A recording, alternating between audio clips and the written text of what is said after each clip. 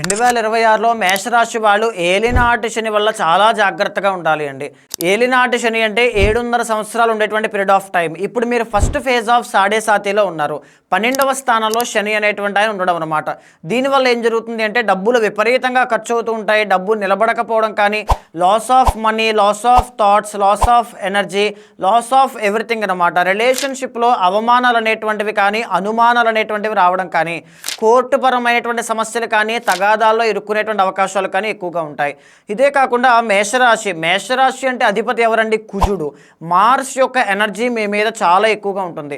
అందుకే మీరు చాలా ఎనర్జెటిక్గా, అథ్లెటిక్స్ బాడీ అనేటువంటిది కూడా మీకు చాలా ఉండే అవకాశాలు ఎక్కువగా ఉంటాయి. మేషరాశి వాళ్ళకి కుజుడు యొక్క ఎనర్జీ చాలా అవసరం అండి. దానికోసం రెడ్ కోరల్ అంటే పగడము అనేటువంటిది ధరించాలి. జపాన్ దేశానికి సంబంధించిన పగడం ధరించడం వల్ల మేషరాశి వాళ్ళకి మార్స్ యొక్క ఎనర్జీ పెరుగుతుంది. హెల్త్ ఇష్యూస్ కానీ, ఏవైనా ప్రాబ్లమ్స్ ఉంటే వాటిని సాల్వ్ చేసుకునేటువంటి సహజ సిద్ధమైనటువంటి స్వభావం వీళ్ళలో పెరుగుతుంది.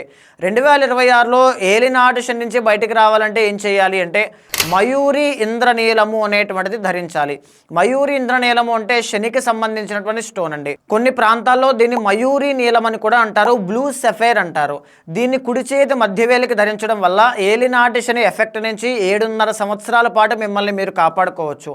డబ్బు అనేటువంటిది నిలబడుతుంది. కోర్టు సమస్యలన్నీ కూడా సాల్వ్ అవుతాయి. హెల్త్ ఇష్యూస్ అనేటువంటివి రాకుండా మిమ్మల్ని మీరు కాపాడుకోగలుగుతారు.